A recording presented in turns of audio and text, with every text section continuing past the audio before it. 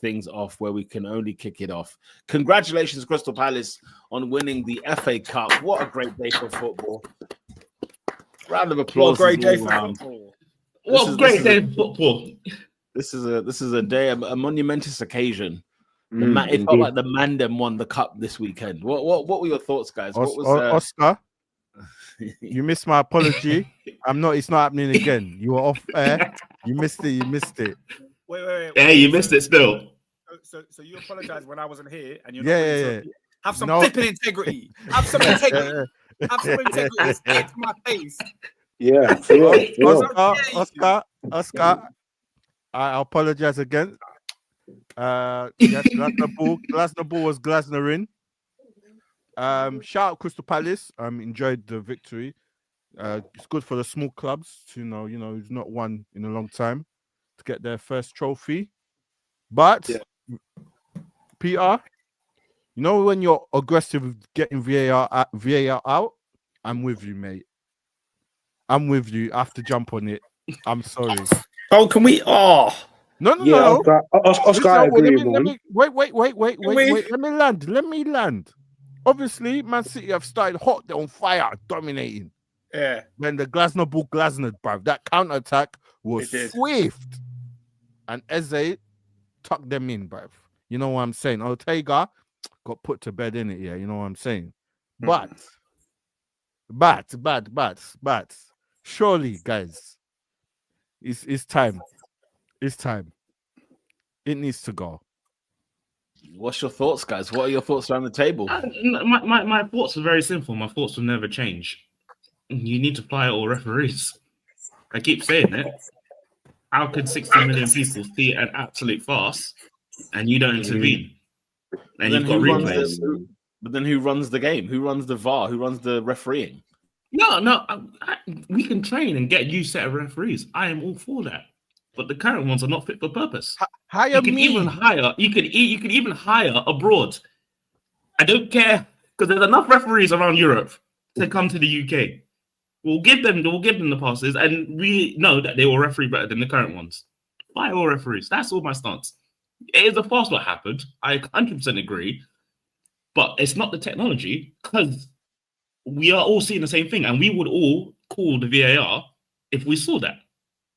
But the thing is, until we replace it, like again, let's say VAR didn't happen, and that still happened in the first place, there would have been no change, and there couldn't have been a change. That's my issue.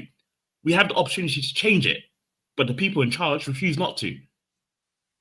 So getting rid of it makes no sense because then you have no opportunity to change it. I'd rather have decisions wrong based on human error than based on the fact we've actually got technology and we still don't turn things around. It's a joke. Guys, absolute joke. Listen, Robin, listen. Henderson has handled the ball outside the box. The explanation given to both BBC and ITV was it was denied the obvious. It was not an obvious goal scoring opportunity. I'm like, guys, he's handled the ball outside the box. No free kick, no card. But who made that statement? Who made the statement? I know. We know who made it because they're lying. They're lying out of their teeth. and they're going to continue to lie. They're going to continue to lie out their teeth until they're held accountable. And do you know what they did? They went and gave that stupid penalty on Mitchell's challenge on thing just to make up for it. Yeah, just to make up for it. No, I agree with you. But until these people are held accountable, VAR or near VAR, we're going to get howlers like this regardless. So Guys, yeah, I don't need VAR to give me the howler. I don't need VAR to show me the howler. Let it be. You want the howler should be eradicated in the first place. Guys, what are we even doing here? Yes, Oscar. You guys don't remember the state of the game before VAR. You go from memory. Do you think it's better? Yeah. The only thing that's changed is that offsides are way more anal and accurate to the extent where it's just nonsense. Yeah, no one's even gaining advantages anymore, right? We're just flagging offside, right? Because you're a whisper offside, you're a boot offside, you're a shoelace offside, whatever. Like that's the only thing that they changed, and that's not even really an improvement to me. They've not the game hasn't improved. Is my point. I think it's the exact same. No, of course it's improved. Of course it's it hasn't. Red cards are still red cards. I think it's improved. Look. You just You just don't Go- see it when it's Yeah. improved. Nobody talks about when a road works, but when there's road works, you're like, why are they always messing with the road? You know what I'm saying? Bro, go back to 2008. It was ridiculous because it was the same referees with no CCT. It was hell on earth, guys. Guys, But that's the thing. You're Friday bang on night- AD. You can't have CCTV and we're still having the same thing. Like the reason they said it wasn't a goal scoring. Hang on. 1 second. The reason they said it wasn't a goal scoring opportunity. Did you hear the nonsense? It's because Dean Henderson friggin' done an ace and batted it away. That's why it's not a no goal scoring opportunity. No, but Peter, we said back in 2008, and we're going to use 2008, that this is a howler. Why is there no VAR? 2008. Yeah, we're just using that. I'm just using that quite like vividly. So yeah, so we brought in the cameras to reduce the human errors and all that stuff. My issue, and this is going to continue my issue, is that we brought these cameras, we put everything to make sure that the referees actually get the right decisions. VAR should be able to highlight even more that the farcical standards of refereeing is specifically in the Premier League. It is highlighting how much of fast they are. What it's not doing is that we're not doing anything about it. And that's my key issue. Yeah. We're getting apologies. So that's why I'm like, right. If we are all seeing this, why are they not getting held accountable? Yeah, and they will continue not to be held accountable. It's gaslighting at this point. It is gaslighting. VAR's ruined the football game, though. It's ruined the match. No. Did you not see Henderson that game? That was brilliant FA Cup final. Because when you're there at the stadium watching should not have been on the pitch, bro. And then you know what? We all agree. I'm going to say something so deplorable and so heinous. Because if it was my team, I'll be absolutely fuming. But guys, I'm glad Henderson stayed on the pitch. I'm bloody well fantastic. I'm delighted. I'm over the moon. That's something separate. That's something That's one of the best separate. FA Cup performances I've ever seen. Guys, separate. That's separate to the issue. No, but I want to focus on his performance, not the referee. No, fine. Fine, no problem. I do not want to hear nothing next season about. That's not. You can't make that argument, David. No, you can't say, guys, listen. No. I don't. Because this is wrong. It's but wrong. But this is football, though. This is so wrong, guys. Listen. Do you know who? No. It's a scandal, though. It's a scandal, bro. Guys. Do you know? Yeah. Okay. I know for banter, yeah, Man City lost, blah blah blah blah blah. Fine. Do you know there's other teams that's trying to get into Europe that were like looking at this result, thinking, "Bruv, what's going on here? You've just cost me Europe now." One team like the one from 7 to 10 ain't gonna get Europe because of that decision. David, You can't just say, bro, it's a scandal. Teams have been cost, bro. Neil Warnock went down for the most offside goal we've ever seen. Yes, he went down, and it's not allowed. No, but VAR would have made that not even a talking point. If that was VAR era, it's the only thing VAR improves, Oscar. Let me land. If that was VAR, something. We wouldn't have even come on Top 4 Podcast and spoken about it. In a second, we're going to talk about Chelsea versus Manchester United. We're probably not even going to talk about the fact that Man United had a goal disallowed by VAR correctly. Chelsea had a penalty ruled out by VAR correctly. Because when it works, there's nothing to talk about. There's nothing to speak on. But that's all VAR has done, Oscar. Is like I said earlier, all it's done is offsides, and even then, we've now got automated refereeing offsides now. I just spoke about a penalty. I just spoke the Chelsea one I was talking about was a penalty. The Tyreek George dived, and the referee gives a penalty because from his angle it looked like a penalty, and the assistant's angle it looked like a penalty. But guess what? But we have VAR. Here's the thing. In 2 minutes. Listen, I'm very aware that my expectations are unreasonable, right? Because football is such a corrupt sport, I shouldn't expect the best from it anyway. I expect if we've got VAR in this country, if we've got VAR in football, we should have no mistakes whatsoever. And I don't care if that's just an exception, if that's just something that is, Peter, you're living in like cuckoo land. Yeah, wishful thinking.